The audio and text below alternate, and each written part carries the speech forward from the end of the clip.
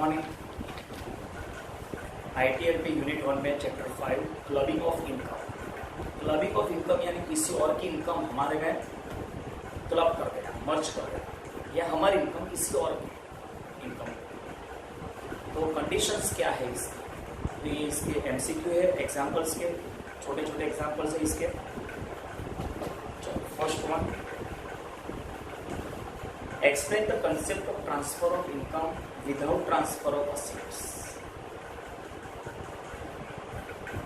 आपने किसी आपकी एसेट है, मान लो कि आपका खुद का मकान है, किसी को रेंट पर दिया है, वो जो रेंट मिलता है आप अपने कोई रिलेटिव के नाम पर रेंट इनकम दिखा रहे हो। प्रॉपर्टी आपकी है तो उसका रेंट भी आपका ही होना चाहिए, तो इनकम किसी और के नाम पे क्यों आप दिखा रहे हो? तो ये आप टैक्स अवॉइड कर रहे हो, टैक्स इवेजन यानी टैक्स की चोरी करने का ट्राई कर रहे हो।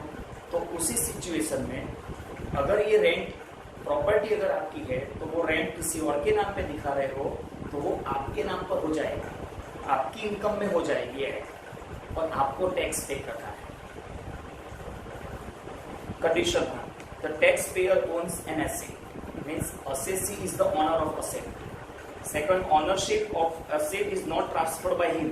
ओनरशिप हमने किसी और के नाम पे ट्रांसफर नहीं किया है, ओनर तो हम ही है, बराबर, तो रेंट भी हमारा ही होगा। In other words, he has retained ownership. Income from the asset is transferred to any person under a settlement. बराबर, कोई सेटलमेंट, कोई ट्रस्ट एग्रीमेंट या कोई भी प्रॉब्लम्स होगा तो इनकम आपने किसी और के नाम पे ट्रांसफर कर दी है। About transfer may be revocable और मे नॉट बी रिवोकेबल, यानी वो ट्रांसफर जो आपने किया है वो कैंसिल भी हो सकता है, कैंसिल नहीं भी हो सकता है। And last, about transfer may be affected at any time if above conditions are satisfied, income from the asset would be taxable in the hands of transferor। यानी जिसने एसेट ट्रांसफर की, यानी ऑनर जो अपनी इनकम किसी और के नाम पे ट्रांसफर की है, प्रॉपर्टी खुद की है, ऑनरशिप खुद की है, ऑनरशिप ट्रांसफर नहीं किया है, सिर्फ इनकम ट्रांसफर की है, तो ये पॉसिबल नहीं है। Example, X owns 4,000, 14% debenture of A limited of 100। X के पास 4,000 डिबेंचर से 100 रुपीज वाले, यानी फेस वैल्यू 4,000 इंटू 100 4 लैक्स, उसका 14% इंटरेस्ट मिलेगा 56,000। तो वो इनकम हमारी होगी क्योंकि डिबेंचर्स हमारे नाम पे है।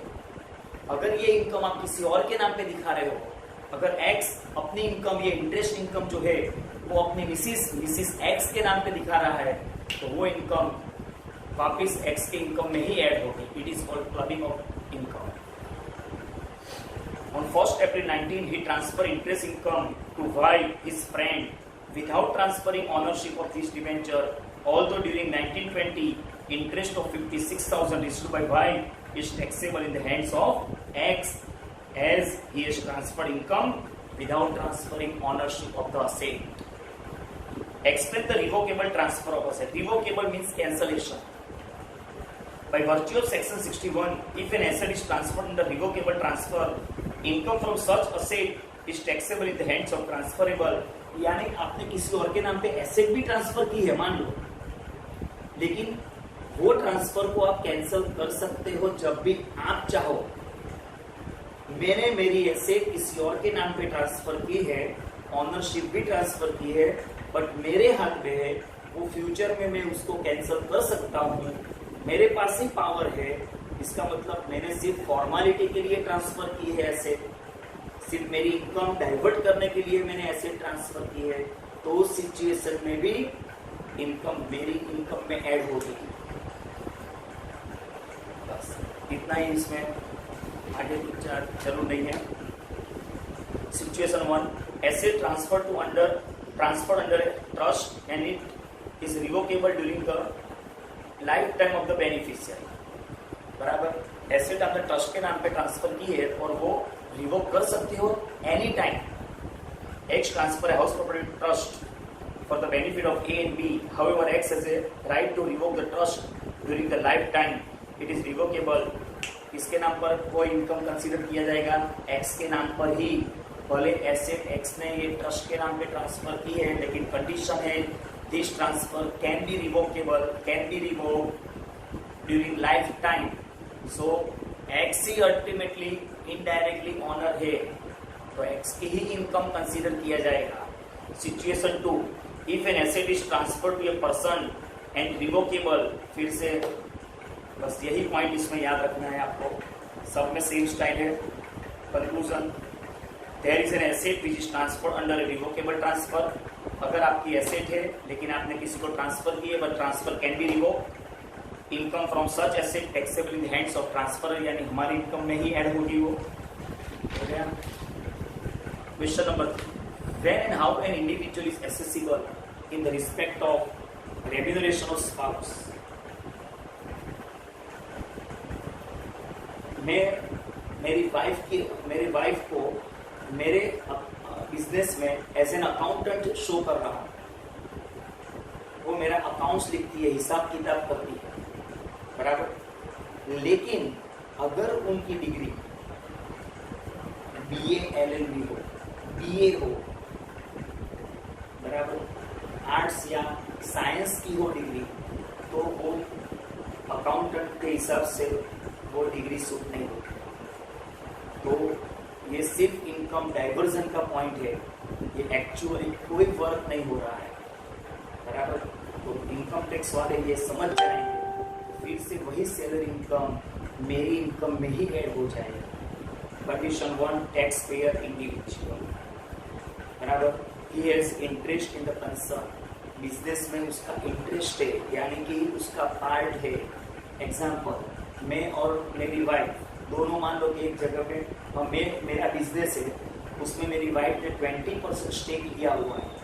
इसका मतलब उसका इंटरेस्ट है बिजनेस में, शेयरिंग है बिजनेस में, और वही सैलरी पर्सन के हिसाब से, यानी मेरे वहाँ ही जॉब करती है, बराबर.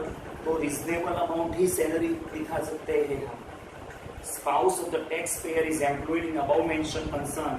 Spouse is employed with the concern without technical और प्रोफेशनल नॉलेज और एक्सपीरियंस. जो मैंने अभी एक्सप्लेन किया कि अकाउंटेंट बना है लेकिन डिग्री तो कॉमर्स की है नहीं, आर्ट्स और साइंस की है, and it's not possible to do the work as an accountant in my business, बराबर.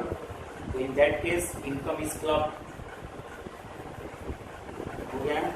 Illustration, X is substantial interest in A limited. X A limited में उसका पार्ट है.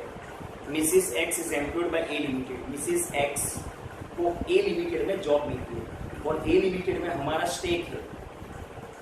Without technical knowledge to justify the remuneration in this case, income of the Mrs X shall be taxable in the hands of Mr X. Salary, substantial interest, relative, ये कोई जरूरी नहीं है, provision सामने नहीं. Example 1, income of X and Mrs X for the previous year 1920 as follows. X and Mrs. X. Salary from B Limited 5,60,000 deduction 40,000 minus किया. 520 X की income, Mrs. X की इनकम नहीं है. बिजनेस इनकम X की 10 lakhs, Mrs. X की 160. Bank interest FD पर 370 और 90. Total income 1890 और 250. टैक्स मान लो 394 600 आया, बराबर. तो अब X is employed with the B Limited. X B Limited में जॉब करता है, बराबर. 560 सैलरी है विदाउट नॉलेज और प्रोफेशन और एजुकेशनल क्वालिफिकेशन. X की कोई क्वालिफिकेशन नहीं है, फिर भी उसको जॉब मिली है 5,60,000 सैलरी की. Mrs X hold 20% equity share in B, यानी मिसिस X B लिमिटेड में उसका स्टेक है, यानी वो स्टेक होल्डर है, ऑनर है पार्शियली, और मिस्टर एक्स को उसने ही जॉब पर लगाया है, लेकिन मिस्टर एक्स की कोई क्वालिफिकेशन नहीं है. तो मिस्टर एक्स की सैलरी जो है वो मिसिस एक्स की सैलरी में ऐड हो जाएगी.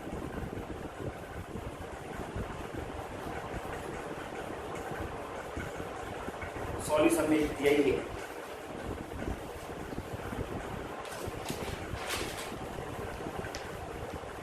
क्वेश्चन 4. बस ये थोड़े कंसेप्ट क्लियर चाहिए, बाकी एग्जांपल्स तो एकदम सिंपल है, इसमें कुछ है ही नहीं एग्जांपल में.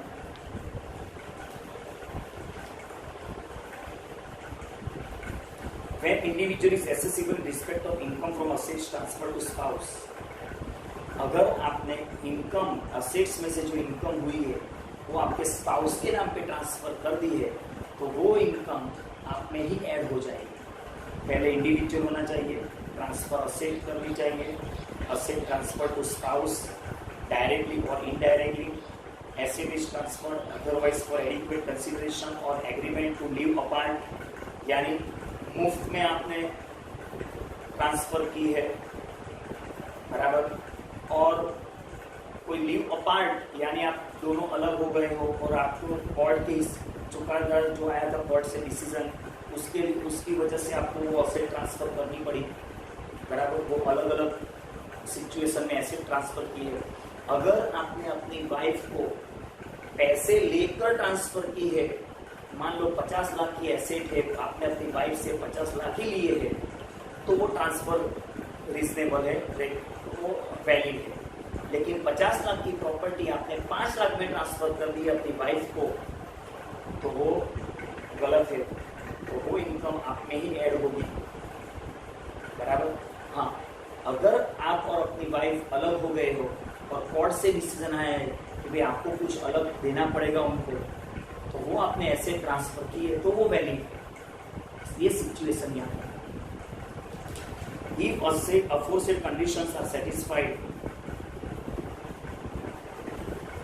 6 कंडीशन बाकी है। The asset may be held by transfer spouse in the same form or very different, यानी वो असेट आपने ट्रांसफर की, वो असेट में कुछ चेंज कर दिया वाइफ ने, तो हमें क्या लेना है, हमने तो एसेट ट्रांसफर की है स्पाउस को। If aforesaid conditions are satisfied, income from such asset shall be deemed to be income of the taxpayer who transfer the asset। यानी थोड़े प्रैक्टिकल चाहिए नॉलेज, बाकी इसमें कुछ पढ़ने की जरूरत ही नहीं है, कुछ भी पढ़ने की जरूरत नहीं है, सिर्फ जो मैं एक्सप्लेनेशन दे रहा हूँ वही काफी।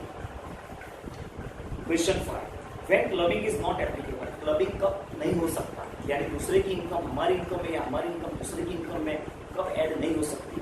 तो first, asset transferred before marriage on the basis of aforesaid discussion and judicial pronouncement is not applicable.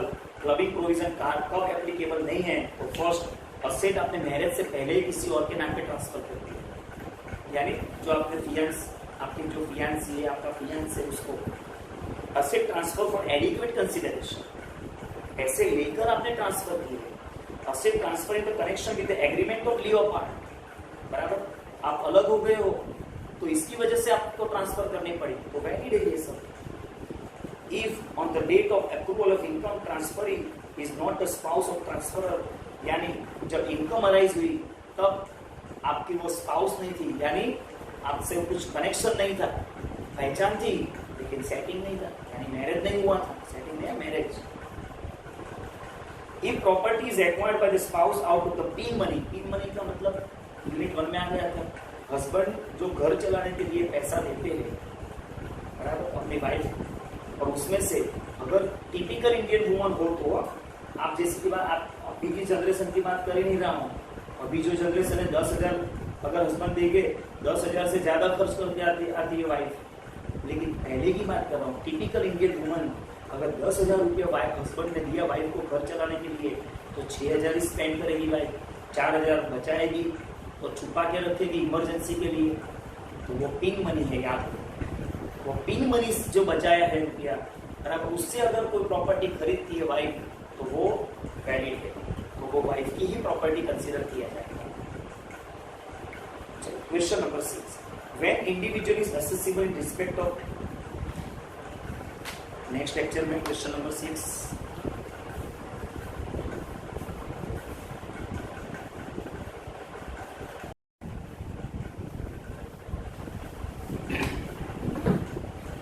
Question number 6, when an individual is accessible in respect of income from assets transferred to son's wife, सन की wife के नाम पे income asset transfer की है income, तो clubbing कैसे हो, तो फर्स्ट कंडीशन में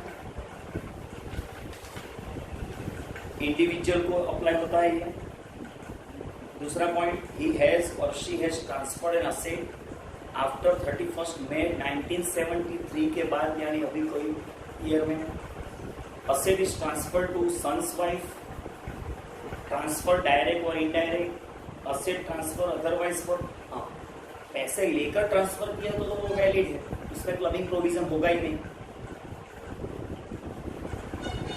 असेट ट्रांसफर करने के बाद वो कोई भी फॉर्म में वो असेट रखे, अब कलर चेंज करके या कुछ भी करके। इन अबाउ कंडीशंस इनकम आपके सन के वाइफ के नाम पे ट्रांसफर की है, लेकिन ऑनर तो असेट के आप ही हो, बराबर, तो वो आपकी ही इनकम में कंसिडर किया जाएगा।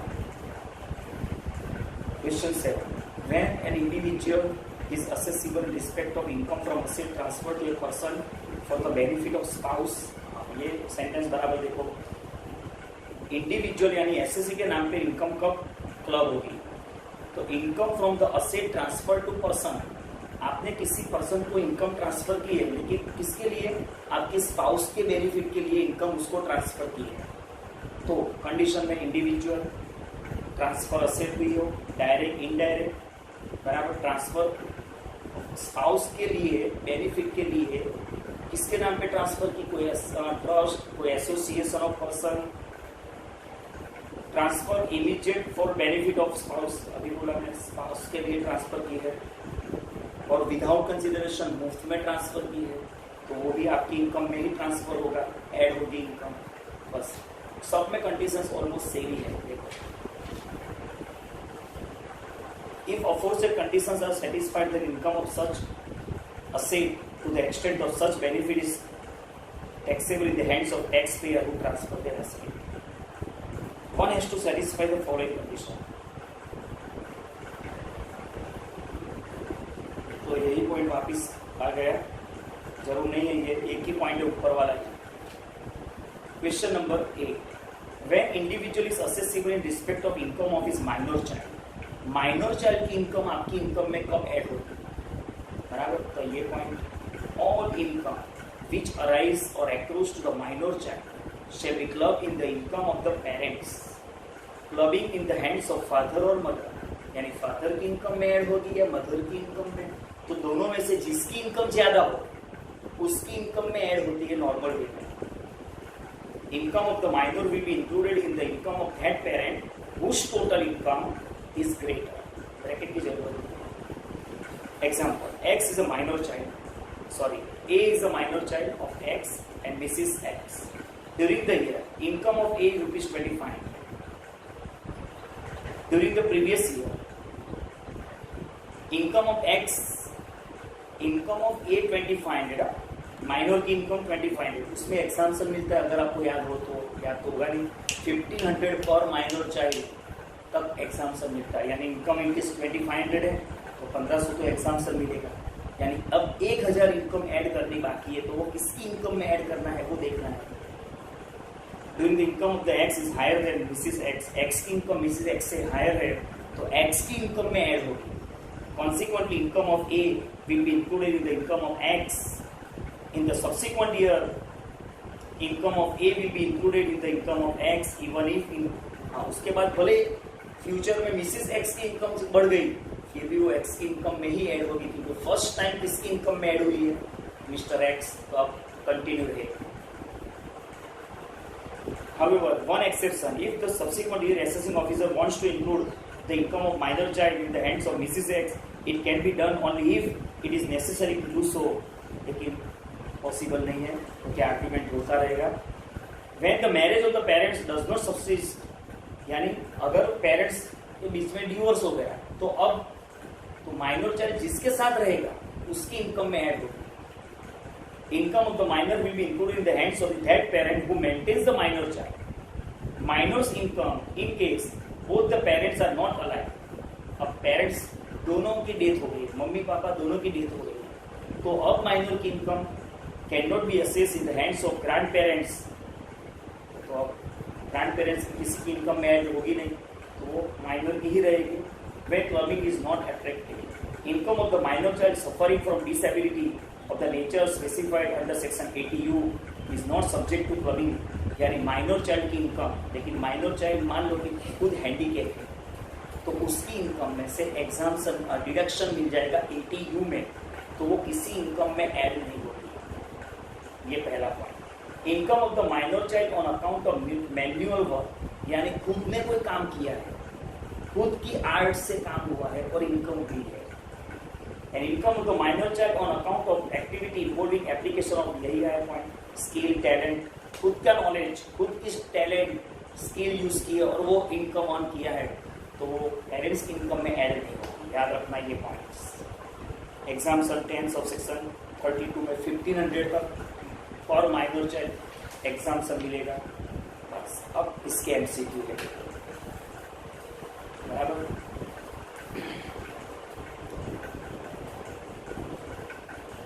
चलो ये मैं आप पर छोड़ता हूँ, लेकिन आपको ही करना है। एमसीक्यू कोई भी एग्जाम्पल में डाउट हो तो मुझे कांटेक्ट कर लेना। तो यहाँ पर मेरी ओर से मैं ये चैप्टर खत्म कर रहा हूँ। ये यूनिट भी खत्म हो गया, ITR की यूनिट 1, बराबर। कंसेप्ट सब क्लियर हो गए। अगर आपको MCQ कर पढ़ना है तो पीछे MCQ है, बराबर, तो कर सकते हो ये सब।